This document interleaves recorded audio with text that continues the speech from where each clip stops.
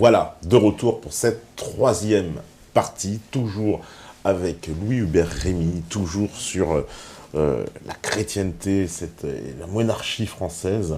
Et il y a certaines prophéties avant qu'on passe aux questions, parce que les gens sont impatients, il y a beaucoup de questions en plus. Et puis j'ai pas dit la moitié de ce que j'avais à dire. On fera une autre émission, je le promets.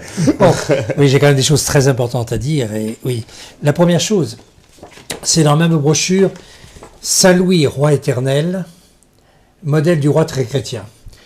Dans cette brochure, j'explique quelque chose d'essentiel qui malheureusement n'est pas connu, je ne comprends pas pourquoi. C'est que la société fonctionne à partir de 3 paramètres et 3 paramètres seulement. Le gouvernant, la pyramide de commandement et la pyramide des gouvernés. Dans une société chrétienne, dans une société en ordre, ce que Jeanne viendra, je rappelle que Jeanne vient ramener l'ordre et la paix. Et on n'a pas eu le temps de parler de la paix, parce que j'ai des choses importantes à dire sur la paix. La paix de Jésus-Christ, il n'y a que la paix de Jésus-Christ. Bon, enfin bref. Et alors donc, dans cette pyramide de commandement, on se rend compte, ça va être les 3 mêmes paramètres dans la pyramide donc satanique. Il n'y a pas de 4e paramètre. Hein. La pyramide de commandement obéit.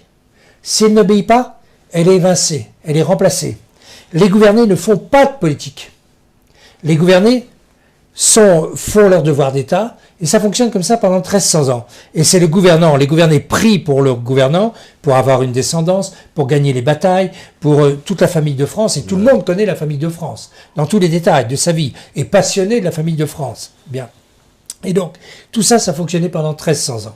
Il y a eu la Révolution, et nous avons vu que donc, Monseigneur Roux explique que ce qui est en bas va monter en haut, mais ça, c'est un mensonge.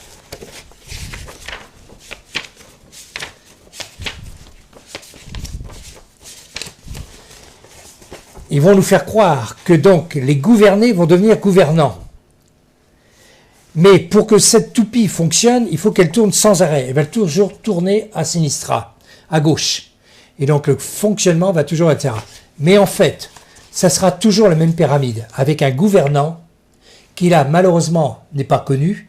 Ce sont ce qu'on appelle les supérieurs inconnus, qui sont cachés par un nuage. On met des potiches comme Sarkozy, comme François Hollande, etc., qui sont des gens qui sont là pour appliquer ce que disent les supérieurs inconnus. Mais il faudrait expliquer tout ça très en détail, on n'a pas le temps. Par contre, la pyramide de commandement, elle, est tout à fait nouvelle. Pour passer de gouverner à la pyramide de commandement, il y a un sas obligatoire. Ce sas obligatoire, c'est l'initiation maçonnique. Ce qui fait que, par exemple, pratiquement les 60 000 hommes de la pyramide de commandement sont presque tous francs-maçons. Il y a quelques exemples, bien sûr, qui ne sont pas parce qu'il faut des compétences que certaines personnes ont et qu'ils n'ont pas forcément chez tel ou tel franc-maçon, mais le sas est obligatoire. Qu'est-ce que c'est que la franc-maçonnerie? C'est une initiation. Et là, vous avez un livre extraordinaire de M. Nicoulot, qui a été le directeur de la revue internationale des sociétés secrètes de Monseigneur Juin, qui a écrit un livre sur l'initiation maçonnique. Dans ce livre, il explique que l'initiation maçonnique, c'est un sacramental luciférien. Il donne d'ailleurs, à la fin du livre, les 3 initiations complémentaires qui ont été imprimées, donc qui sont répandues. On n'imprime pas s'il n'y a pas, etc. Et qui donc sont les contre-vérités de ce que nous aimons, que ce soit sur la Sainte Vierge, sur la rédemption, etc., etc. Bon, lire ce livre avec beaucoup de prudence, Jean Vaquier et tous les gens qui sont un peu spécialistes de ce genre de choses disent qu'on ne peut lire ce genre de choses que si on connaît bien la vérité. Parce que attaquer en essayant de connaître le combat à partir de l'ennemi, si on n'a pas une très bonne connaissance de la vérité, on est piégé. Et beaucoup ont perdu la foi, beaucoup sont embarqués dans des impasses en lisant Guénon, en lisant ceci, en lisant cela, et donc ne comprennent pas. Bon, et la deuxième chose, quand on est troublé dans ce genre de lecture, où là ici on est dans un discours presque diabolique, enfin non, qui est diabolique. Hein. Quand on est dans ce genre de discours, si on est troublé, il faut arrêter. Moi j'ai mis 10 ans pour lire ce livre. Et pourtant, je suis assez formé sur des tas de choses. Quoi. Bien. Et donc, c'est la preuve, à contrario, de tout ce que nous croyons. Et alors, donc, ils ont commencé par faire une pyramide inversée, mais la pyramide fonctionne exactement pareillement. Parce que quand Dieu crée quelque chose, Satan ne peut faire que le singe de Dieu. Il y a donc un gouvernant, une pyramide de commandement et des gouvernés. Mais là, ils ont fait quelque chose de très particulier pour faire croire aux gouvernés qu'ils étaient les gouvernants, c'est qu'ils les ont divisés en parties, P-A-R-T-I-E-S. Et donc, chaque partie pour chaque sensibilité. À chacune de ces parties, ils mettent un parti, P-A-R-T-I. Mais ce parti, P-A-R-T-I, fonctionne simplement à partir de la décision des supérieurs inconnus. Si vous n'êtes pas adoubé par les supérieurs inconnus, vous ne pouvez pas. Et là, je cite dans mon livre « Vrais et faux principes et maîtres », un tout petit détail, très important. Bon, « Vrais et faux principes et maîtres hein, », où j'étudie donc un certain nombre de mensonges historiques, etc. etc. Bon, et là, c'est à la page 12. Bon, il faut 60 000 cadres pour diriger la France, tous tenus par l'éloge, l'ambition, l'argent ou la peur. Et Le Pen, autour de lui, en a-t-il 10 qui ont compris? S'il avait pris pouvoir, il est évident qu'on le lui aurait donné, et donc pour des raisons précises. En politique, si quelque chose arrive, tenez-vous pour assurer que cela a fait l'objet d'un plan. C'est une phrase de Roosevelt. Surtout à ce niveau, où est choisi le gouvernant. Qui choisit les candidats? Qui leur donne donc les moyens de percer? Voici 2 brèves extraites de journaux discrets. Il faut bien comprendre que cette information est lue par les initiés, non pas comme une visite protocolaire, mais pour faire savoir à ceux qui le doivent que ces 2 personnes ont été investies par les vrais dirigeants, pour une mission politique précise. Je cite ces 2 textes. Gringoire, le 14 novembre 1941. New York, 28 octobre. Le New York Journal American annonce que l'ex-général de Gaulle a assuré au Dr Wise, président du Congrès juif aux États-Unis, que tous les droits des juifs seraient rétablis en France à la fin de la guerre. Il est donc investi. Le Pen, la vie française du 2 au 8 mars 1987, Le Pen à New York. Jean-Marie Le Pen, accompagné notamment du député Charles de Chambrun, a été reçu les 19 et 20 février dernier par le Council on Foreign Relations, puis par la communauté juive new-yorkaise. Il les aurait rassurés sur ses orientations politiques. Bon, tout ça pour dire que donc, si on veut résoudre le problème de la France, si on veut donc solutionner ce que nous voulons, il faut à la fois un gouvernant catholique et à la fois une pyramide de commandement catholique. Ça, quand on croit qu'on va remonter pour faire ce qu'ils ont fait, eux, en remontant à l'intérieur des pyramides et couper la tête à Louis XVI, c'est complètement impossible. Nous avons 200 ans d'expérience. Un parti n'existe que lorsqu'il est complètement contrôlé et que donc quand l'ennemi sait qu'il peut l'arrêter du jour au lendemain. On a 200 ans d'expérience. Bien. Bon. Et donc, même s'ils prenaient le pouvoir, mais à midi, ils prennent le pouvoir, à midi et quart, on leur explique qu'ils n'ont aucun pouvoir. Ce sont les puissances, donc les supérieures, du jour, dans la minute, ils font, je sais pas moi, la grève par exemple des distributeurs de monnaie. Ils font la grève des chauffeurs routiers. Tout est fini. Ils ne peuvent pas s'en sortir, etc. Ils n'ont pas les 60 000 cadres. Il n'y a que Dieu qui peut résoudre ce problème. Et Dieu a été évincé par la Révolution française. Il a été mis hors la loi. Hein, et donc Dieu est jaloux de sa gloire. Lui seul résoudra le problème. Et donc tous les gens qui vous disent, que ça soit donc tous les hommes politiques qui veulent dire on va prendre le pouvoir, etc. Je peux vous assurer qu'ils ne le prendront jamais. On a 200 ans d'expérience. Même vous prenez groupements comme Civitas, des tas de gens catholiques de nos amis. Oui. Civitas a fait 5 ou 6 combats. Il a fait celui d'Avignon, par exemple, c'est le Christ, bon, etc. Qu'est-ce qu'il a gagné? Rien. Il a fait le combat sur le théâtre à Paris. Qu'est-ce qu'il a gagné? Rien. Il a fait le combat sur le gender. Qu'est-ce qu'il a gagné? Rien. Etc. Il ne gagnera jamais. Il est permis qu'il combatte parce que ça permet de faire des fichiers et de contrôler les gens. Ils sont donc complètement tenus un jour ou l'autre, hein, et on les laisse faire pour faire une opposition, pour faire croire et faire rêver, mais jamais ils feront. Bon, le problème des gouvernés que nous sommes, on parle de politique, on rêve de politique, mais nous n'avons jamais aucun pouvoir. Et nous n'aurons jamais, nous ne pouvons pas remonter. Ça ne fonctionne pas comme ça, c'est mécanique. Et si on n'a pas compris ça, on n'a rien compris. Il n'y a que Dieu qui peut faire. Et il n'y a que donc la solution de Jeanne d'Arc qui, sans armée, sans argent, sans troupes, avec rien, solutionne le problème en 5 mois. Ça se regarde de près, ça s'analyse, on voit quels sont les paramètres. Alors, j'aurais voulu parler longuement des vertus de Jeanne, quoi. Donc, on va pas avoir le temps parce qu'il faut, etc. Alors, je voulais absolument dire ça, mais je voulais aussi parler d'une chose. Ouais. Hein, on en parle quand même. Hein. Oui, oui, bien sûr, les bon, fameuses prophéties. Voilà, voilà un livre extraordinaire. Bon, extraordinaire prophétie du moine Hermann. Ce livre, aux éditions Bossard, donc, date de 1933.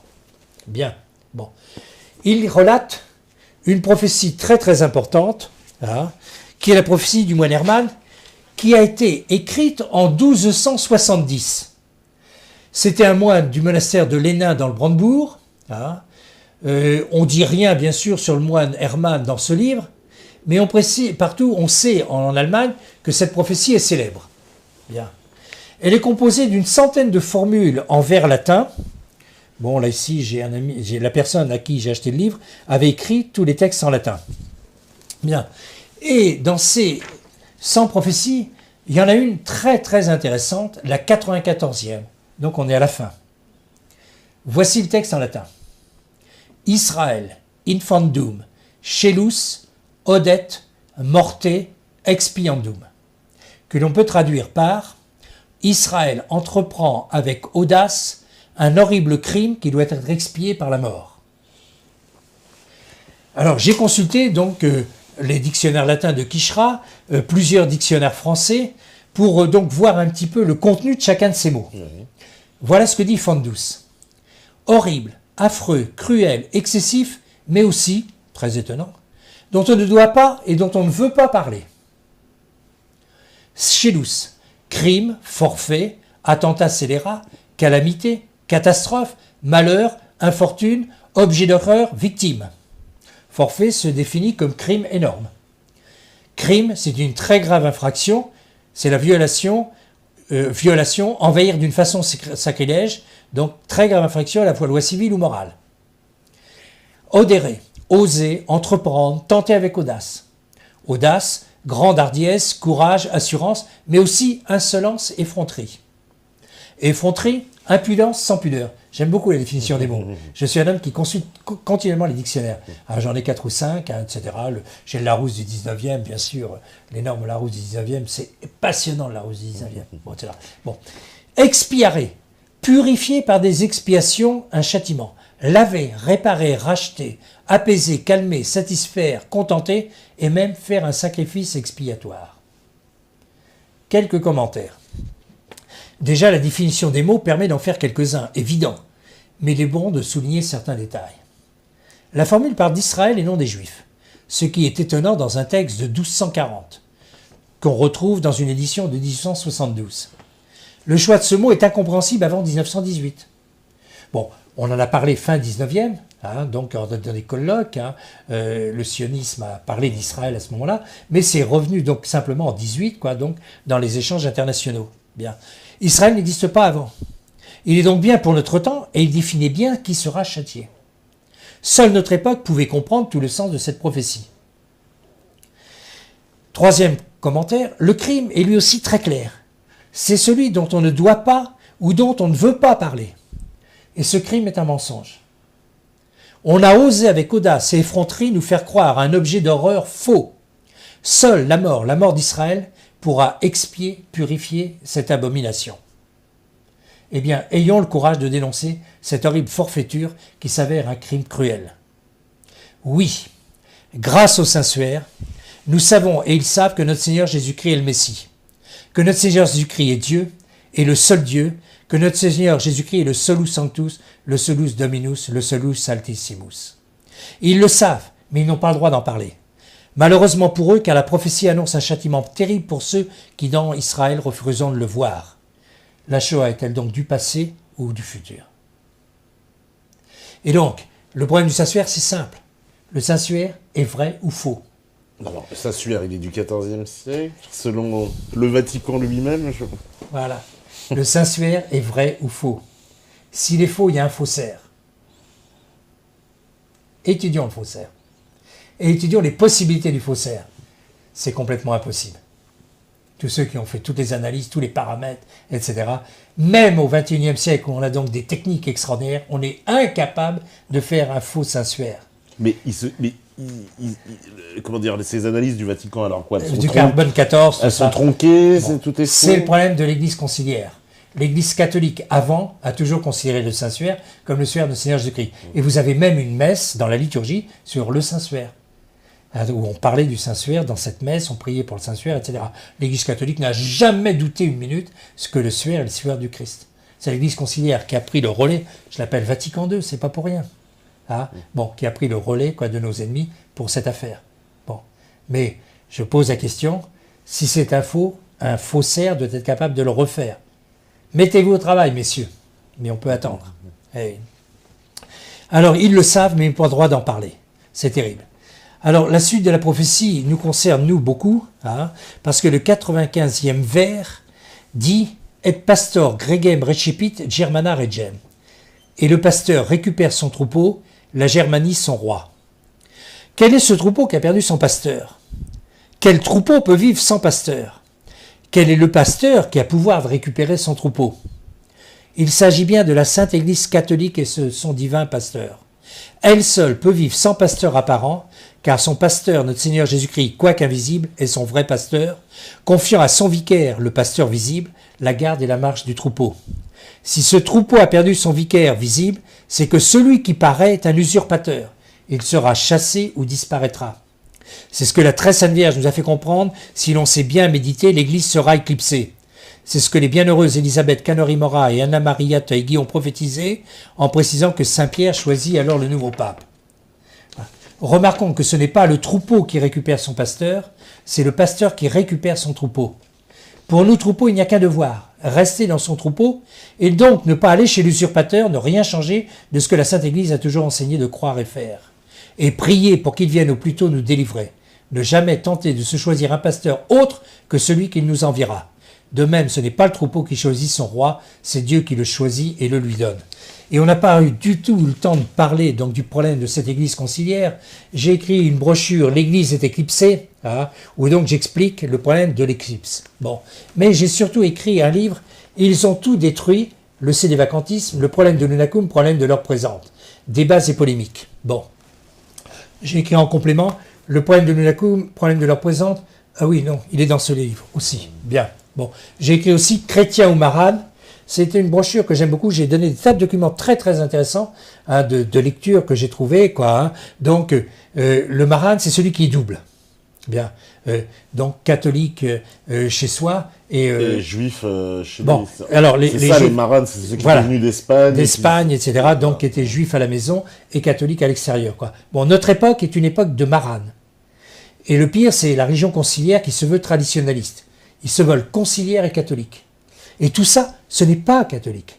Le catholique est un. L'unité de la Trinité. L'unité entre Dieu et l'Église. L'unité, moi j'ai la même foi, les mêmes sacrements. Et c'est le message de Jeanne. J'ai la foi et les sacrements de Jeanne. Et Jeanne vient nous rappeler la foi de l'Église catholique. Elle ne nous parle pas de la foi conciliaire. La foi conciliaire n'est pas catholique.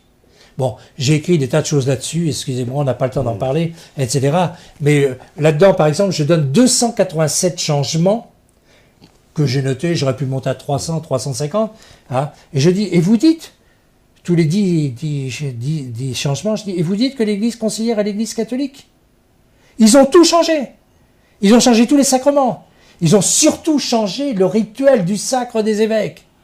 Et nous qui avons combattu pour la messe, pendant qu'on combattait pour la messe, c'est-à-dire la pomme, ils sciaient le pommier au niveau du sacre des évêques. Alors le sacre des évêques, c'est-à-dire, ils sont allongés, c'est ça, par terre en croix. Ah oui, non, oui, ça, ce sont des éléments donc de la cérémonie. Oui. Mais le grand problème, donc, dans un sacrement, matière, forme, intention. S'ils avaient vu la même intention que l'Église catholique, bon, les sacrements ont été particulièrement travaillés pendant le Concile de Trente, et aussi par Pie XII. Bien. Et donc, tout est d'une façon officielle bien travaillée. Bon. Et s'ils avaient eu l'intention de l'Église de toujours, ils auraient laissé les deux rituels. Le rituel du sacre des évêques anciens et le rituel du sacre nouveau. Or, ils n'ont surtout empêché le rituel du sacre ancien. Le rituel du sacre ancien posait aucun problème. Pourquoi changer de rituel? Changer le rituel pour mettre un rituel qui n'a pas de pouvoir. Ontologiquement, n'a pas de pouvoir. Et donc, tous les travaux du site de Rore Scientifica ont étudié dans le détail toutes ces affaires-là, y compris des polémiques avec des clercs au plus haut niveau, hein, mais c'est absolument irréfutable. Bon, je vous renvoie aux résumés qui ont été faits par l'abbé Secada sur un certain nombre de brochures qui sont disponibles sur mon site. Allez chez Rore Scientifica si vous voulez profondément étudier tout cela, mais ils se croient évêques, ils nous disent qu'ils sont évêques, ils nous font croire qu'ils sont évêques, mais ils ne sont pas évêques, leurs ordinations sont invalides, leurs absolutions sont invalides, leurs consécrations sont invalides, et cette Église va être complètement châtiée. Et châtiée par quoi? Par Romains 1, 18, 32. Romains 1, 18, 32, c'est une parole de la Sainte Écriture. Relisez ce texte-là. C'est là où Saint Paul, 14 versets consacrés, premièrement, a expliqué donc, aller contre la vérité connue, aller contre donc les choses de Dieu. Et il dit que les gens qui vont contre la vérité connue tombent dans le péché contre nature. Et il dit 3 fois, le bon Dieu les laisse, les abandonne, donc dans le péché contre nature. Et ce qui fait, Dieu est homophobe. C'est dans la Sainte Écriture. C'est terrible. Je ne sais pas s'ils vont faire un procès à Dieu pour cela, hein, mais Dieu est homophobe. Etc. C'est Dieu ou c'est les hommes qui ont écrit le livre qui sont homophobes? Non. Il est évident que la Sainte Écriture est donc de Dieu. Là, il y aurait des tas de choses à expliquer pour le prouver, etc. Quoi. Comme le Coran, alors. Pardon? Comme le Coran, alors. Ah, Joker. ça, parlons-en un jour avec vos amis. D'accord, on en parle. Bon, mais, et alors, d'abord, par exemple, un petit détail, quoi. L'arche de Noé est dit dans le Coran être sous le petit Arara. Oui. Or, l'arche de Noé, on a les photos, on a tout maintenant, et sur le grand Arara. Il y a déjà un petit problème. Bon, bref. Bon, mais revenons donc à cette histoire. Et là, en 2011, le Figaro avait sorti tout un article, je l'ai là, tout un article pour expliquer qu'ils avaient fait un dossier de 20 000 pages sur tous les diocèses du monde. 20 000 pages, c'est 40 tomes de 500 pages, ou 50 tomes de 400 pages. Ça fait 1 mètre de dossier. Tous les diocèses du monde ont été donc étudiés, etc. Et tous les diocèses du monde sont touchés par la sodomie. Et vous avez un livre extraordinaire qui vient de sortir. Bon, déjà on avait beaucoup travaillé, le site Vero Maria avait beaucoup travaillé les documents donnés par Eni Rangel, bien, expliquant tous les problèmes de sodomie qu'il y avait dans les séminaires, qu'il y avait chez les prêtres, qu'il y avait chez les évêques. Et Malachi Martin, donc, on vient de traduire, c'est un de mes amis qui a traduit ça, d'une façon très élégante, j'aime rendre hommage à son travail. Bon, La maison battue par les vents. C'est horrible ce livre, c'est horrible. Il s'avère que je connais Malachi Martin, on s'est téléphoné, parce que, plusieurs fois, etc. Et parce que quand j'avais annoncé dans un petit bulletin, suite au voyage avec le marquis de la Franquerie, que le marquis de la Franquerie avait été élu pape, Malachi Martin, qui avait été interprète à différents conclaves, m'avait dit ce que vous avez écrit est juste. Alors il m'avait envoyé son secrétaire pour prendre une photo, etc. C'est pour ça que j'avais été connu par Mel Gibson et que j'ai passé 8 jours chez Mel Gibson, donc une semaine chez Mel Gibson pour parler d'un certain nombre de choses. J'aurais encore des tas de choses à dire. Ça, mais oui, j'ai vécu beaucoup de choses intéressantes. Bon, c'était la semaine où Jean-Paul II est mort, et puis un soir, on prenait le petit-déj tous les matins avec Mel et un ami que j'avais emmené parce que moi je connais juste My Cat is Black et My Taylor is Rich. Et donc cet ami parlait couramment l'anglais, un garçon très très brillant, etc. Et un jour, Mel nous dit j'ai reçu hier soir un coup de téléphone de George Bush pour l'accompagner à l'enterrement de Jean-Paul II. Alors, je dis à Mel, mais on y va, etc. Et comme il y a les télévisions du monde entier, on loue un hôtel, toutes les télévisions viendront pour voir Mel, et puis on leur balance cette église conciliaire qui va être châtiée d'une façon terrible, terrible. Et ce livre annonce ce châtiment. Vous savez, quand même, des rituels sataniques. Vous avez des crimes rituels. Vous avez donc des sodomisations d'évêques, tout ça. Tout ça, c'est sûr. Tout ça est confirmé parce que, évidemment, il y a beaucoup d'affaires sur l'Église. Récemment, on a vu un des cardinaux qui a fait un mariage c'est un début. Il y a eu, on sait il y a beaucoup de gens qui parlent d'une secte qui aurait pris en main le Vatican, de satanisme. On parle beaucoup aussi, alors du pape, est-il vrai qu'il utilise des symboliques inversées, des croix inversées, tout ça, le fameux crucifix de King Cross, voilà. Vous avez lu Glosy, vous, alors? Pas que, non, pas que, mais je connais Laurent Blasi, bien sûr. Mais pas que, bien sûr. Non, mais il y a des tas de documents qui sortent, et ce n'est qu'un début. Ça va être un énorme scandale. C'est énorme. Oser attaquer la Sainte Église. Oser attaquer, j'ai pas eu le temps de vous lire, quoi. D'abord le secret de Mélanie, quoi. Les prêtres ministres de mon fils, les prêtres par leur mauvaise vie, en 1858. Et là, la Sainte Vierge n'est pas dans le détail, elle dit les prêtres. Elle dit pas à moitié et un tiers, les prêtres. Par leur irrévérence, leur impiété à célébrer les saints mystères, l'amour de l'argent, l'amour de l'honneur et des plaisirs, les prêtres sont devenus des cloaques d'impureté. Oui, les prêtres demandent vengeance, et la vengeance est suspendue sur leur tête. Malheur aux prêtres et aux personnes consacrées à Dieu, lesquelles, par leur infidélité et leur mauvaise vie, crucifient de nouveau mon fils. Les péchés des personnes consacrées à Dieu crient vers le ciel et l'appellent la vengeance. Et voilà que la vengeance est à leur porte, car il ne se trouve plus personne pour implorer miséricorde et pardon pour le peuple. Il n'y a plus d'âme généreuse, il n'y a plus de personne digne d'offrir la victime sans tache à l'Éternel en faveur du monde. C'est terrible. Il est évident qu'il y a quelques exceptions. Il est évident. Et ça, en 1858, il y avait encore de bons prêtres. Aujourd'hui, il est évident qu'il y a encore quelques bons prêtres. Mais est-on capable d'en nommer 10 dans son entourage, etc. Et donc, tout ça, mais la Sainte Vierge. Et alors, j'ai expliqué comment fonctionnait l'éclipse. Bon, c'est dans une brochure. Et j'ai donné la date de l'éclipse de l'Église, à partir d'une lettre de l'abbé Berthaud. L'abbé Berthaud était le théologien de Monseigneur Lefebvre, et donc a été le théologien du Tchetus, l'équipe donc qui a résisté au concile, qui a fait des travaux splendides avec peu de moyens. Et donc, déjà dès le premier jour du concile, Jean Guiton, 33e degré, vénérable, etc. et tout, donc disait à sa secrétaire Michel Reboul, qui est une amie, l'Église catholique est morte dès le premier jour du concile Vatican II. Elle a fait place à l'Église œcuménique. C'est ce qui arrive, ouvrez les yeux. C'est pas l'Église catholique, c'est l'Église œcuménique qui est en train de mettre en place la religion mondiale. J'ai écrit tout un livre sur Élie Ben Amozeg, la religion de Achille, l'enseignement d'Élie Ben Amozeg, et donc j'ai étudié le livre de Palière. J'avais fait connaître ça, donc j'ai sorti ça il y a plus de 30 ans, et connaître à pas mal d'amis, ça a été repris, etc. Mais donc j'ai repris tout le livre de Palière avec des commentaires pour expliquer. La première chose qu'il dit, Ben Amozeg, il faut arrêter le sacerdoce catholique. Et ils ont réussi avec le nouveau rituel du sacre. Il faut lire les arguments de Roré Sanctifica et y répondre. Ça a été fait par des types éminents, une équipe que je connais très bien, etc. C'est pas des rigolos, c'est pas dans le vide. Il faut réfuter tous ces travaux. Alors, l'abbé Berthaud, donc ça s'est passé le 29 octobre 1963. Je l'ai sur mon site, ce texte, vous le lirez, allez à Louis-Hubert Rémy, dans le dictionnaire de textes que je mets, bien, la lettre de l'abbé Berthaud, il y a plusieurs lettres, etc. Il dit, nous avons pleuré à sanglots, on a outragé la mère du fils, le châtiment va tomber, etc. Les pièges savamment dressés, Dieu, etc. Foudroyant aveuglement. Et il dit, mettre à la Sainte Vierge à la porte est une opération qui peut avoir des suites et peut n'être pas ratifiée par quelqu'un qui lui a ouvert les portes du ciel. On doit avoir plus loin que le bout de son nez et ne pas se figurer qu'on a droit au Saint-Esprit comme ça sur commande du moment qu'on est au concile. Il annonce l'effondrement complet du concile. 2500 évêques avec grâce d'État. Le coup de la grâce d'État, les clercs nous disent on a grâce d'État. On a l'expérience. 2500 évêques avec grâce d'État. Docteur en théologie, docteur en droit canonique, docteur en philosophie. Ils ont tous apostasié, à part quelques-uns. Quelques unités, etc.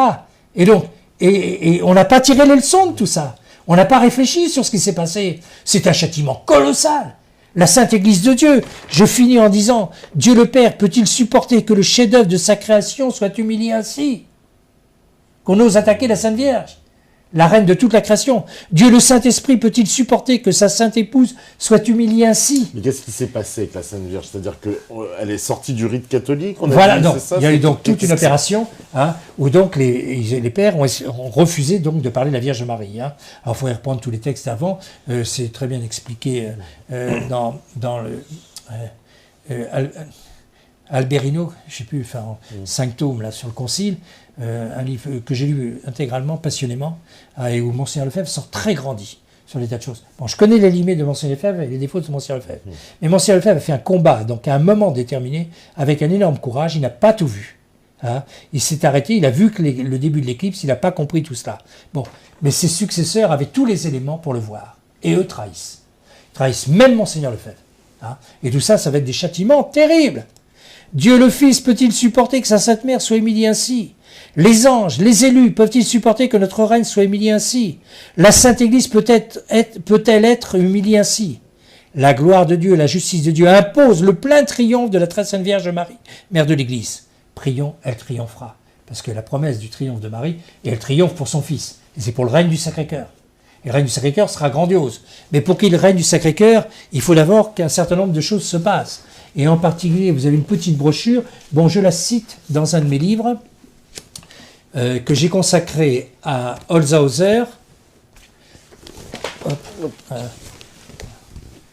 où j'ai donc non seulement cité tout ce que j'ai dit, bon, Holzhauser, comme disait Jean Vaquier, tout est dans Holzhauser.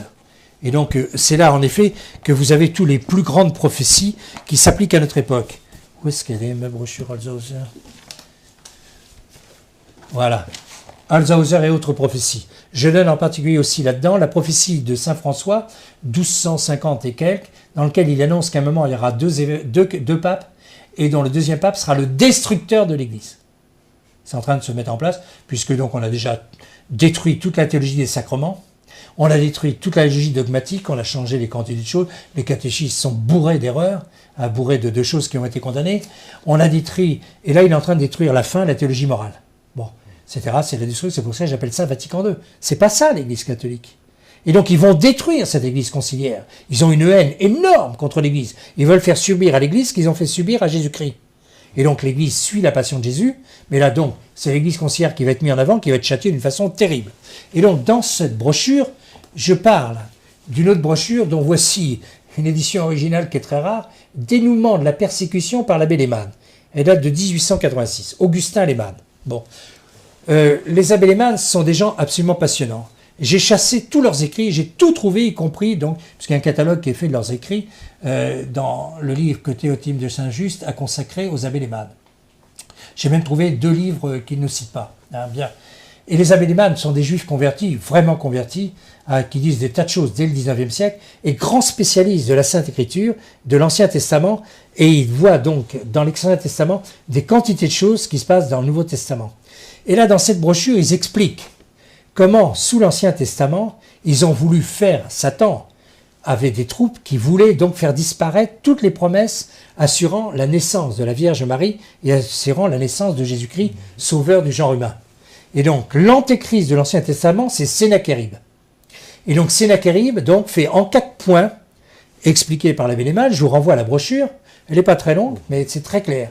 4 points, comment faire pour faire disparaître, pour renverser Jérusalem, et définitivement. Et il explique que Sennacherib arrive juste au dernier moment, le dernier jour, il doit remporter la victoire. Bon, il était en plein triomphe, etc.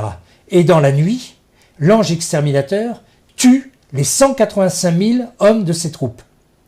Sennacherib se lève le matin, vous avez ça dans le livre des rois, tout ça c'est expliqué. Sennacherib se lève le matin, donc voit de temps en temps, c'était sur plusieurs hectares ou dizaines d'hectares, 185 000 hommes, et quand il est sorti du camp, il était devenu fou. Bon, il y a moi, etc. Dans la nuit, donc, bon. C'est-à-dire que Dieu vient sauver que quand tout est perdu. Hein, c'est une des choses. Hein. Le Sauveur ne vient sauver, et il explique pourquoi Dieu vient sauver que quand tout est perdu. Parce que l'ennemi pourrait se reprocher de ne pas avoir fait telle et telle chose. Et donc, là, ici, ils pensent mettre au point leur plan. Et il applique le plan de Sennacherib à notre époque. On est en 1886. Et à cette époque, il dit, regardez, ils font en 4 points exactement la même chose. Et il dit, Dieu n'interviendra que lorsque tout sera perdu. Mais il ne reconstruira pas avec rien, mais avec des riens. Et donc, il dit très bien, il faut qu'il y ait une partie de chrétiens qui soit terriblement éprouvée et complètement, comme Jeanne d'Arc, fidèle à Dieu. Quelle est la volonté de Dieu? Qu'est-ce qu'on fait? Qu'est-ce que Dieu veut? Les gens ne méditent pas, les gens ne réfléchissent pas. Les gens prient actuellement pour que Dieu protège la voiture, protège la situation, protège le patrimoine, etc. Ce sont des consommateurs de sacrements qui ne sont pas là pour connaître la volonté de Dieu, ils ne l'étudient pas. Je connais bien même mon milieu. Ils n'étudient pas, il y a quelques types qui l'étudient, très rares. Mais les autres, ils ont 2-3 catéchismes, ils ont leur curé, ils sont heureux, ils ont leur confession le dimanche, et leur messe le dimanche, et ils se croient catholiques. Mais c'est pas ce que Dieu veut, c'est ce que nous enseigne Jeanne. À partir du moment donc, où on est dans des postes importants, des choses importantes, il faut aller beaucoup plus loin. Et donc, voilà. Alors Dieu a tout précisé pour notre époque. Hein. Il veut que sa mère triomphe. On sait pourquoi, à cause du concile. Et sa mère triomphera pour lui, pour le règne du Sacré-Cœur. Alors, il ne faut rien faire en dehors de ce plan. Tout ce que vous ferez échouera. On a 200 ans d'expérience. Vous êtes des activistes, vous voulez vous battre. Battez-vous au moment où Dieu donnera le signal pour le règne du Sacré-Cœur. Là, vous vous battrez. Là, c'est sportif. Là, actuellement, Dieu dit qu'ils vont se battre entre eux, les ennemis. Les camps ennemis sont très divisés. Et les camps ennemis vont s'exterminer entre eux, disent d'autres prophéties. Mais là, j'ai, je sais pas, moi, 4 mètres linéaires de livres sur les prophéties chez moi, je les ai toutes lues, etc. Il y a des tas de choses à dire, Marie Lataste en particulier, etc. Tout. Bon, il y aurait des quantités de choses à dire, mais on n'a pas le temps maintenant, puisque, oh là là, il est minuit. Et on n'a pas répondu aux questions. Et en plus, je vais devoir prendre des questions. Oui. Alors, allez, je prends des questions quand même, parce qu'on me dit, Monsieur Louis, mais pourquoi Dieu aura inventé les mathématiques juste parce qu'on ne connaît pas une réponse précise? Ça, c'est une question aussi. Les mathématiques, vous en servez tout le temps. Chaque fois que vous regardez votre montre, si vous ne connaissez pas les chiffres, vous ne savez pas l'heure qu'il est. Bon, vous en savez tout le temps. En fait, les mathématiques, on les a découvertes. On ne les a pas inventées. Oui, absolument. D'accord. Hein, comme tout servant, toute personne, tout scientifique qui découvre, il découvre du créé, il ne crée pas. Les grands médecins, les grands spécialistes d'astrophysique, etc., découvrent du créé. Et ils devraient être en admiration devant ce qu'ils découvrent. Alors qu'ils sont athées, ils se disent athées. Il faut être cinglé, comme dit la Sainte Écriture, pour être athée. Alors, on me dit, que pensez-vous des affaires de pédophilie récurrentes auxquelles l'Église actuelle doit faire face? Comment des gens prêchant la foi peuvent se perdre à ce point, selon vous? Pourquoi? Parce qu'ils ont fait le péché contre le Saint-Esprit. Lisez Romains 1, 18, 32. Ils sont allés contre la vérité connue. Vous avez 6 péchés contre le Saint-Esprit. Ces 6 péchés contre le Saint-Esprit sont impardonnables. Parce que la personne n'a pas compris, quoi, etc. Et donc n'a pas fait échanger les notions de bien et de mal, etc. Elle ne peut plus s'en sortir. Il doit y avoir dans la sodomie des plaisirs, je ne connais pas, hein, mais des plaisirs extraordinaires qui ne peuvent s'en sortir. Et donc ils sont abandonnés par juste justice de Dieu à ce péché. Lisez Romains 18, 32. Et même les hommes d'église, quand l'homme d'église n'est pas un saint, quand l'homme d'église n'est pas fidèle, moi j'ai connu un prêtre qui n'a jamais, à ma connaissance, qui n'a certainement jamais péché au niveau du 6e et 9e commandement, hein, etc. L'abbé Vérité, je suis sûr, est mort comme il est né, etc. Tout. Et beaucoup de saints, etc. Et donc, et ceux qui avaient péché ont racheté, donc par leur vie d'ascèse, ont racheté leur péché et tout, quoi. Mais donc, ça, c'est une permission tenue. Tomber dans ce péché, c'est abominable. La personne qui fait ça, surtout si c'est un clerc, il sait ce qu'il fait. Bon, qui tombe avec une femme, il y a quelque chose de naturel. Mais qui tombe dans l'autre péché, on ne va pas rentrer dans les détails, mais c'est horrible. Alors, on me dit... bonsoir, monsieur Rémy. Connaissez-vous le nombre d'or ou encore la suite de Fibonacci? Oui. Car pour certains mathématiciens, ces nombres sont la clé de notre univers. Oui, bon, tout ça, c'est comme le chiffre pi, c'est extraordinaire, le chiffre 0, c'est extraordinaire, etc. Donc tous ces chiffres, tout ça, c'est connu, quoi. D'accord. Oui, d'accord. Alors, les applications époustouflantes, hein, c'est extraordinaire. Mais Dieu derrière tout ça, évidemment. Oui, bien sûr, c'est Dieu qui a inventé le montre d'or. Enfin, c'est effarant. Même le chiffre pi, bah, c'est impensable. Que ce soit un homme qui a inventé. On me dit, que pensez-vous des Templiers et de Jacques de Molay, la fameuse prophétie? Tout ça, ça a été réfuté, il y a tout ça. Bon, réfuté, c'est-à-dire quoi? Il n'a jamais existé? Ah si, ça a existé, tout ça, etc. Quoi. Mais bon, on ne va pas rentrer là-dedans, parce que bon, j'ai lu toutes ces histoires, etc., les réponses à tout ça. Oui, bon. Mais là, quoi, les rois maudits, par rapport à ce par qu'on a derrière, raconté, ça existe. par rapport à ce qu'on a raconté, tout ça, c'est des détails sur lesquels on peut se pencher, mais ce que j'ai dit est 1000 fois plus important. Oui. Alors, on lui dit aussi, quelles sont, selon vous, les principales vérités de chacune des 3 religions monothéistes, on va dire abrahamique, judaïsme, chrétienté, islam? Exemple, ne fais pas autrui, tu ne voudrais pas qu'on te fasse, les lois du Seigneur sont impénétrables, etc. Est-ce qu'il y a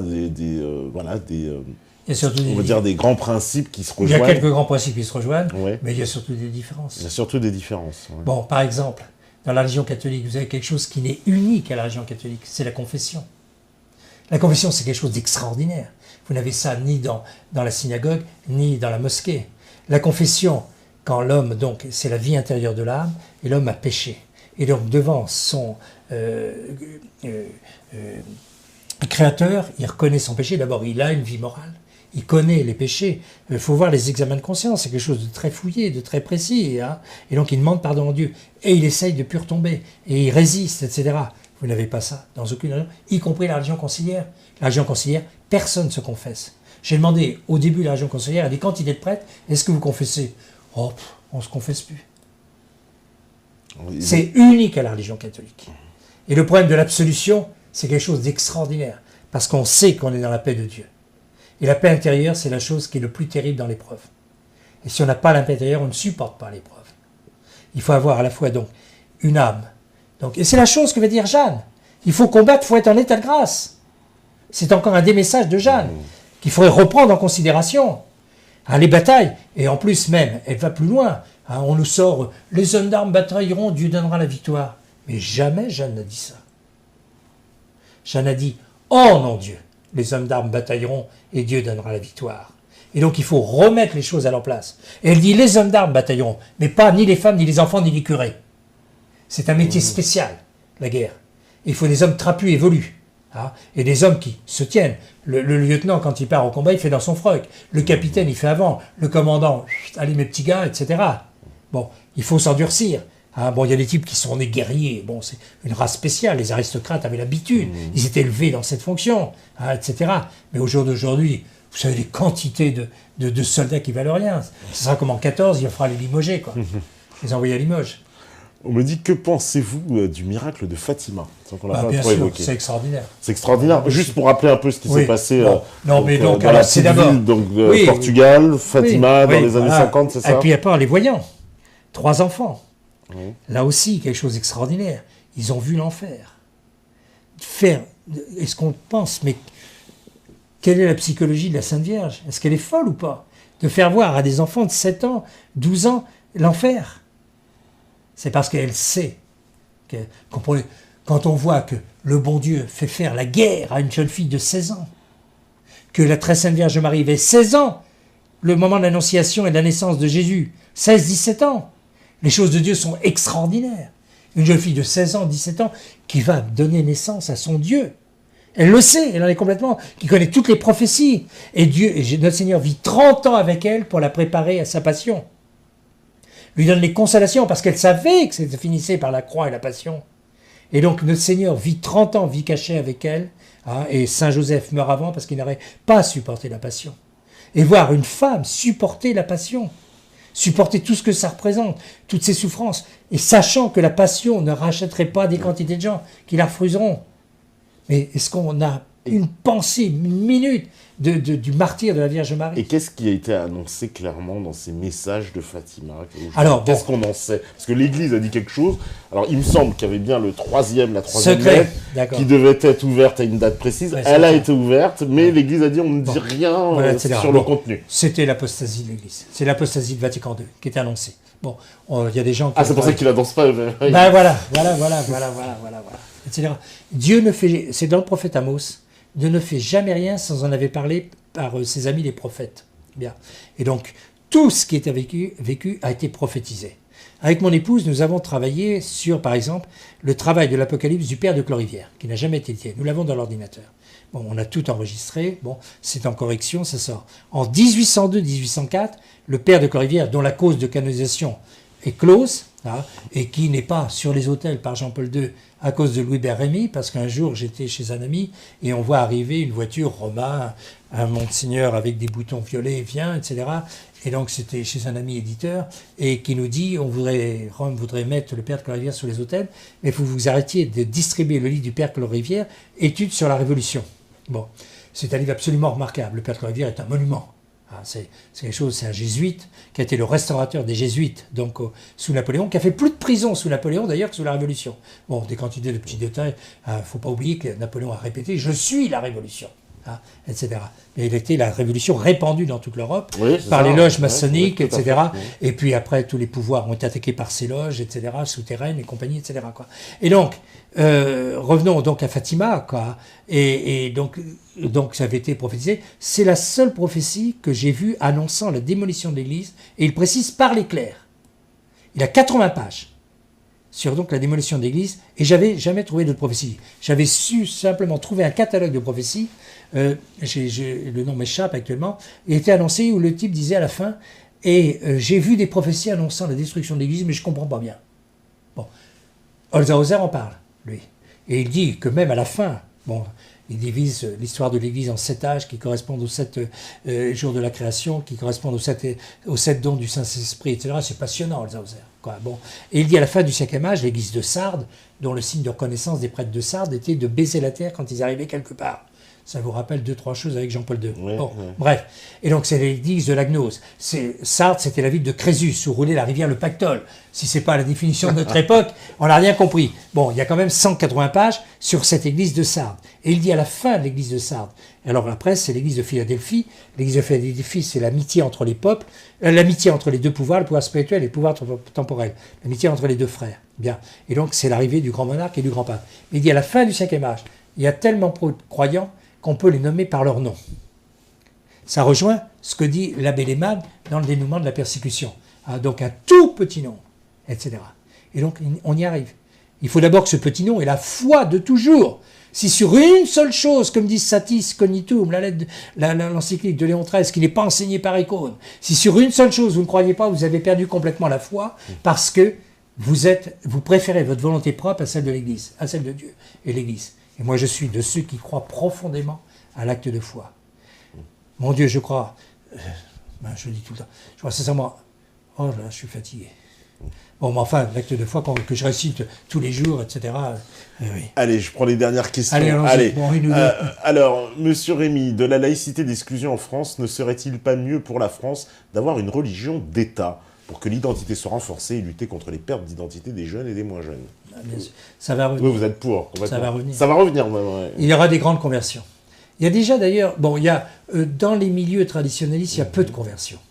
Très très peu de conversions, il y a quelques unités, quoi, etc. Bon, mais on se rend compte qu'actuellement, il y a des conversions dans les gens qui viennent de très loin, qui donc ont vu des tas de choses, et puis j'ai des exemples de personnes que je connais, quoi, et qui deviennent, et qui acceptent tout ce discours que je dis, qui acceptent tous ces documents. Je fais dire quand même, bon, les éditions Saint-Rémy ont le succès parce qu'ils ont, les 3/4 des livres sortent de ma bibliothèque. Et j'ai dit à Bruno, tu t'es dit ça, tu as dit ça. J'ai fait éditer tout Hérol, tout Gaume, tout Modèle-Lehmann, tout le Cardinal Pi, tout ça, etc., quoi, et tout.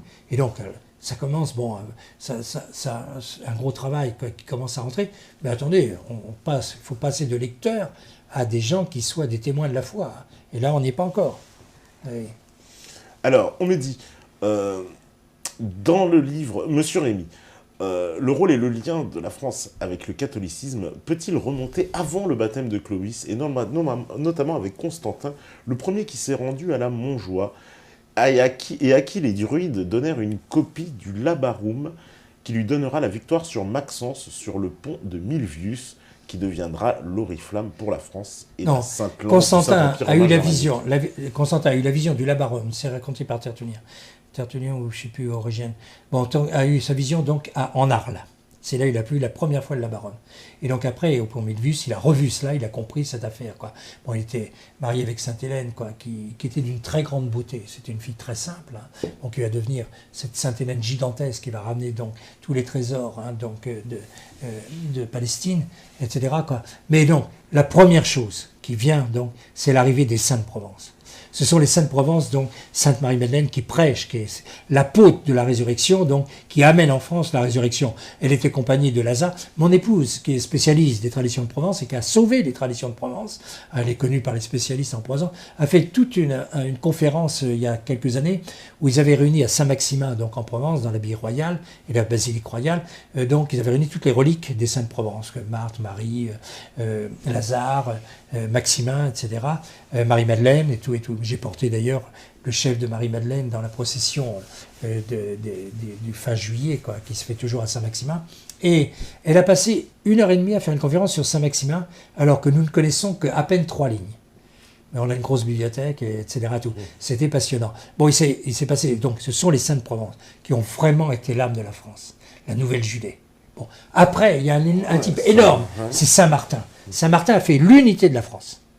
Bon, il faut lire Don Guéranger, au jour de Saint-Martin, il explique ça. Après, il y a Saint-Remy, qui a donc créé la civilisation chrétienne. Après, qui a été améliorée par Charlemagne avec les capitulaires, etc., mais là, à l'échelon européen, etc., tout, quoi. Mais donc, il y a Saint-Potin, il y a Sainte-Blandine, tout ça, ce sont vraiment les fondements de la France, quoi, etc. Et donc, Constantin, évidemment, puisqu'il a amené donc l'ère de liberté, quoi, pour la vie chrétienne, quoi. Mais bon, c'est pas typiquement sur la France, etc. C'est lié à la France en Arles. C'est un trophime aussi, il y a à dire en Arles, le travail, etc. Ouais. Ce sont les saints qui ont fait la France. Jusqu'au moment où il y a eu le pacte de Reims. Le pacte de Reims, il faudra en parler longuement, c'est extraordinaire, il y a beaucoup de choses à dire sur le pacte de Reims. En particulier, la veille du sacre, quand Dieu apparaît, Remy est en train de faire donc le dernier enseignement la veille du sacre. Il y a Sainte Clotilde, Saint Remy, il y a les chevaliers, il y a les 3000 qui vont être baptisés le lendemain, etc. Tout, et Dieu apparaît. Les effluves, on entend sa voix qui dit « La paix soit avec vous ». Il n'y a que Dieu qui va apporter la paix. C'est la même phrase qu'il a dit au soir de la résurrection à l'église présente, les 12 apôtres qui étaient là, et les 150 disciples. « La paix soit avec vous ». C'est la chose que Dieu apporte. Bon. Et alors, la voix, la veille du sacre de Clovis, dit quelque chose de très important. « Restez dans ma dilection, restez dans mon amour ». Et les rois de France sont restés dans la dilection de Dieu. Il y a un type avec qui j'ai communiqué, d'ailleurs, un médecin de Troyes, qui a écrit un très très beau livre sur les testaments des rois de France. Il a repris, il a cherché, il a trouvé. Et ça ressort terriblement grandiose. Tous les rois de France sont morts profondément chrétiens, etc. Ils transmettent. Quelques-uns quand même qui ont été excommuniés, des rois de France. Non. Non, Louis XIV, oui, non, mais oui, l'excommunication, oui, d'accord. Mais donc, il s'est tout de suite remis en ordre, etc. Donc, avec le gallicanisme, etc. Bon, mais il n'y a pas... Bon, Henri IV, bien sûr, etc. Bon, mais il a été levé de son excommunication. Bon, il y aura des choses à dire sur Henri IV, on est d'accord. C'est vrai. Eh oui, il y a tellement... Eh oui. Alors, on me dit, c'est vrai qu'il y a tellement de choses. Si j'avais vu une réaction intéressante, on me dit Jésus est né en Galilée, il semblerait que le nom de cette région proviendrait de Galatie et de ses habitants, les Galates, tribu celte gauloise, venue avec les armées d'Alexandre le Grand. Donc Jésus serait-il celte, plus particulièrement gaulois? C'est pas la première fois que j'entends cette théorie. Exact, Bon, alors vous avez un très beau texte de l'abbé Bollot, vous avez ça sur mon site, où donc il fait une grande méditation, c'est un prêtre de Marseille, au moment de la Semaine Sainte, où sont mes Gaulois, quoi, etc. Et donc il rappelle un peu tout ça. Et donc, d'ailleurs, tous les apôtres sont galiléens, oui, sauf Judas. Parce que le jour de la Pentecôte, donc tout le monde est là, et les Juifs qui sont là disent, mais ne sont-ils pas tous galiléens? Bien, les Galiléens avaient un accent terrible, bon, puisque la servante reconnaît tout de suite Saint-Pierre à cause de son accent, quoi. Toi, tu es Galiléen, etc. Un accent peut-être comme les Marseillais, je sais pas, quoi. On les reconnaît tout de suite, etc. Et donc, en effet, quoi. Et donc là, il y a, bon, vous avez un très beau texte du marquis de la Franquerie aussi sur la question, quoi. Et en effet, donc, la Gaule est très présente. Sainte Véronique est présente. La femme de Pilate est galiléenne, etc. est présente aussi, quoi. Et les Gaulois sont aussi présents. C'est eux qui font la flagellation. Et là, l'abbé Bollot a un très très beau passage, tout ça, pour expliquer France maintenant, rachète-toi, etc. Et tout. Tout ça, c'est vrai, oui. Donc, voilà. D'accord, donc piste évidemment à chercher. Allez, les dernières. On me dit, pouvez-vous nous parler de la Trinité égyptienne? Ainsi, nous comprendrons peut-être un peu mieux la doctrine. Non. Aucun rapport, Trinité égyptienne, Trinité catholique? Oui. D'ailleurs, petite question, oui, est-ce que vous faites le lien, comme certains, parce que ça, en plus, c'est une émission qu'on va faire bientôt, entre les mythes anciens et la religion chrétienne, voilà, voire les autres religions. Bon. Puisque on explique souvent que les mythes anciens sont venus se greffer, se coller. Il y a un principe. Satan est le singe de Dieu. Bien. Et donc, Satan ne peut rien créer. La seule chose qu'il peut créer, c'est des pauvres et des riches. Bien. Puisque le moteur de la civilisation de Satan, le moteur de la révolution, c'est l'argent. Bon. Le moteur de la civilisation chrétienne, c'est la vertu. Bien. Bon. Et la civilisation chrétienne, c'est le credo. La civilisation révolutionnaire, c'est le crédit. Bon. Bien. Et alors, donc, et ce moteur, donc, va être le moteur, bon, qui est lié après avec un certain nombre de choses, comme tout ce qui est initiation, toute fausse religion, etc. Et donc, toute fausse religion on retrouve des choses qui sont un peu identiques, hein, parce que Satan est le singe de Dieu, et montre des choses par rapport à Dieu. Et en effet, mais par contre, c'est pas même la même vie. Les trinités en question, c'est pas Dieu le Père, Dieu le Saint-Esprit et Dieu le Fils. Hein. Bon, vous n'avez aucune personne dans aucune religion qui ose dire, comme Dieu le Fils, qui de vous peut me convaincre de péché? Ou c'est un fou et on l'enferme, ou c'est Dieu, etc. Vous savez ça ni dans l'islam, ni dans la synagogue, etc. Qui d'entre vous peut me convaincre de péché? Et alors, des gens qui font des miracles, etc., et tout, hein, vous n'en trouvez très peu. Vous n'en trouvez pas dans les autres religions. Oui, mais il y a beaucoup de choses. Mais les miracles sont-ils avérés vraiment? Bah bien sûr. Quand vous... Donc Bosco qui guérit... Non, pardon. Le Padre Pio. Oui, c'est ça. Alors, le Padre Pio, oui. J'en ai parlé. Et qui fait voir une jeune fille qui n'a pas de nerf optique. Expliquez-moi. Quand Dieu fait pousser des os, hein, comme la jambe à Saragosse, hein, donc du jeune qui s'enduisait tous les jours de la cire, qui était donc des bougies qui étaient mises autour de la Vierge de Saragosse, et un jour, dans la nuit, sa jambe repousse. Histoire authentique? Absolument, mais tout ça c'est authentique. Mais c'est des milliers de cas comme ça, les résurrections à tour de bras, les gens qui meurent avec le corps complètement préservé. Mais vous avez des dizaines de saints dont le corps est absolument intact. Mais ça peut Vous n'avez ça dans aucune religion. Pourquoi les autres n'en font pas? Apportez-moi un corps hein, d'un musulman qui a été protégé complètement. Moi, je ne sais pas. Bon, voilà, peut-être qu'on va me le sortir, hein, parce qu'attention sur les... Ah oui, je suis prêt à la discussion.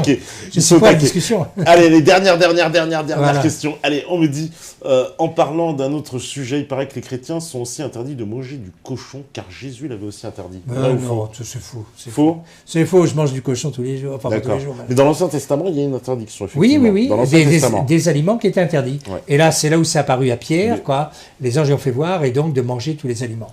Voilà, c'était l'ancienne loi pour des raisons où le bon Dieu demandait dans l'ancienne loi des sacrifices précis pour se fabriquer un peuple élu. D'accord. Allez, une dernière question polémique, ça tombe bien. Puisque comme ça, voilà, il n'y aura pas que des questions gentilles. On me dit, j'ai une grande estime pour Louis Hubert Rémy, en accord avec presque la totalité de ses dires, sauf un désaccord majeur. Car je pense profondément que les lois du royaume désignent Louis de Bourbon comme roi légitime pour le trône de France. Que pense-t-il de l'UCLF, des cercles légitimistes de France? Est-il en lien? A-t-il débattu avec? Ce serait intéressant. Alors, nous avons un différend terrible avec les cercles légitimistes. Et j'ai discuté avec des gens de chez eux, quoi, etc. D'abord, ils n'intègrent pas, comme nous, le testament de Saint-Rémy et le pacte de Reims. Bon, ils ne l'enseignent pas. Donc, peut-être qu'ils vont s'y mettre, etc. Et ils n'intègrent pas, comme nous, hein, le fait que c'est Dieu qui choisit le roi. Si Dieu veut choisir Louis XX, il lui donnera les grâces. Et il nous donnera les éléments pour choisir. Il faut que ce soit indiscutable pour tout le monde. Louis XX, le fameux héritier? Non, j'y crois pas. Je ne crois pas. Je crois que la page des Bourbons est tournée parce que donc les trois rois... Parce que Louis XX, il est pro-républicain, il est pro-avortement, il est pro... Il est conciliaire, il est tout, etc. Ça peut pas être un roi de France, donc sur ses principes. Ah, je crois qu'il se présente à l'élection présidentielle. Ah bon, enfin, non, oui. Je crois 0,1% peut-être, etc. Et donc, déjà rentrer dans le système révolutionnaire pour essayer de prendre le pouvoir, quoi. C'est le grand reproche que je fais, par exemple, au duc de Chambord, quoi. Quel est ce prétendant qui vient alors que la France l'attendait? Un roi prend le pouvoir. Le roi, c'est une épée. Et pourquoi il n'est pas pris de pouvoir? Parce qu'on nous dit que c'est l'histoire du drapeau. C'est vrai, ça? Mais c'est un peu vrai, c'est le motif, etc. Parce qu'on dit qu'il est arrivé, on lui a dit c'est le drapeau bleu-blanc-rouge, il a dit j'en veux pas. Ah, et après, il a dit non, on lui a dit monseigneur, il faut juste vous acheter des drapeaux, vous serez roi, mais juste, on peut pas changer le drapeau, il a dit je peux pas. Ça veut dire qu'ils n'ont rien compris. Il faut revenir à la cérémonie du sacre. Le rituel de l'Église, les rituels de l'Église sont très, très éducateurs. Le sacre est fait pour faire le père du peuple, qui va être l'épée pour défendre les fidèles, donc du peuple, pour faire défendre son royaume, etc., de tous les ennemis visibles et invisibles. Hein. Et d'ailleurs, dans le sacre, il est donc les 7 parties du corps pour le protéger des puissances visibles et invisibles. C'est-à-dire donc, y compris les jeteurs de sorts. y compris de tout ce qui est diabolique. Alors, il a fallu que, par exemple, Louis XIII prenne un décret pour interdire dans les conseils royaux des mages, enfin des gens qui... je me souviens plus des détails, etc. Quoi, mais bon, sous Louis XIII, c'était pris, quoi. Bon, c'était l'héritage de ce qui était venu avec les Médicis. La Médicis était accompagnée de 150 personnes qui s'appelaient plus Rachel et Abraham qu'autre chose, et qui donc sont venus polluer la France sur des tas de fausses. Et là, il y aurait à étudier, chez un livre en 2 volumes fait par un juif d'ailleurs, qui explique cela, quoi. Bon, et donc... comment les choses se sont intégrées dans la monarchie française, dans la noblesse française, et Versailles est la pourriture de la noblesse. Bon, vous avez, faut lire Robin Cher sur donc ce qui se passe à Versailles. C'est épouvantable. Mais il faut tellement de choses à dire. Oui. Eh ben, merci allez, on va beaucoup, monsieur. Et puis, alors, prions Jeanne. Bon, oui. Le chrétien prie. Le chrétien prie pour bien comprendre et pour se soumettre à Dieu, pour connaître la volonté de Dieu, la chercher, etc., la peser. Bon, tout le monde fait n'importe quoi, etc. Quelle est la personne qui enseigne ce que j'ai dit sur Jeanne? Jeanne, c'est le plan de Dieu. Et etc. juste la dernière question. Est-ce que c'est le roi de France qui arrivera et qui sauvera la France, ou alors la France va être sauvée, puis le roi, il arrivera? Enfin, non. C'est quoi? Il veut régner sur la France et par la France sur le monde. C'est la formule de Monseigneur de Lassus et donc de Saint-Pédis. Et donc, il viendra par régner sur la France. C'est le gouvernant qui est premier, qui est le principe. Le roi est le principe de la nation. Le principe, c'est pas la déclaration, la constitution, etc. Là. Le principe, c'est le roi. C'est là où d'ailleurs Charles X va trafiquer le cérémonial du sacre. J'ai tout un livre sur le sacre de Charles X que je voudrais faire éditer, parce qu'on démontre que Charles X a donc... Et puis, il fait le miracle des Écrouelles. Il y a le miracle des Écrouelles qui montre que c'est le roi, mais il n'a pas les qualités donc qui font que ça dure, etc., parce qu'il n'est pas complètement dans le sens de la monarchie. Il faut revenir au sens profond de la monarchie. À ce moment-là, Dieu, par une Jeanne quelconque, par une manière quelconque, comme Dieu voudra, il est tout puissant. Nous, on n'y est rien. Et nous ne choisissons pas le roi, surtout pas.